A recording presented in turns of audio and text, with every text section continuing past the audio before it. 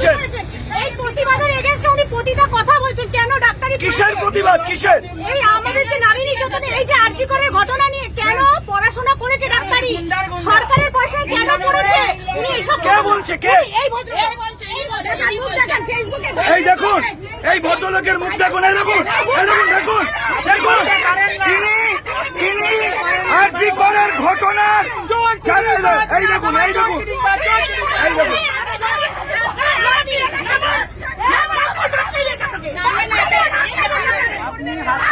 দেখুন, এই ভদ্রলোক আরজি করের ঘটনাকে, ওই নারী নির্যাতনকে সমর্থন করছে, বলছেন যে এগুলো বাড়াবাড়ি হচ্ছে। উনি এই ঘটনাকে সমর্থন করছেন। যে মহিলারা, আমাদের যে ডাক্তাররা করোনা পরিস্থিতিতে প্রাণ বাজি রেখে আমাদের বাঁচিয়েছেন, সেই ডাক্তার আরজি করে ধর্ষিতা ধর্মতলা থেকে যে মহিলারা বাসে রয়েছেন তাদেরকে উত্ত্যক্ত করতে করতে এসছেন। কোথা থেকে আসছেন আপনি? আমি আকাশবাণী থেকে উঠেছি, উনি তখন থেকে কন্টিনিউয়াসলি বলে যাচ্ছেন। কি বলছেন? এই কেন মিছিল হচ্ছে, কেন প্রতিবাদ হচ্ছে, কেন রাস্তায় জ্যাম হচ্ছে, কেন বাস ঘুরিয়ে নিচ্ছে, মানে এত অসভ্য অসভ্য কথা বলছেন উনি। দেখুন, উনি বলছেন ওনার সুবিধা অসুবিধে, ওনার সুবিধা অসুবিধে।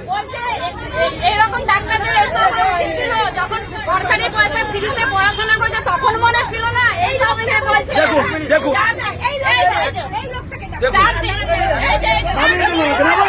দেখুন, পুলিশ আসছে, নাবান ওনাকে, নাবান, একদম বাজে লোক।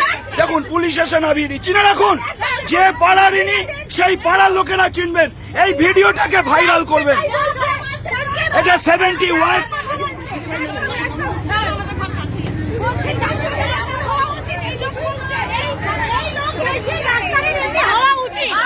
আমি শুনুন,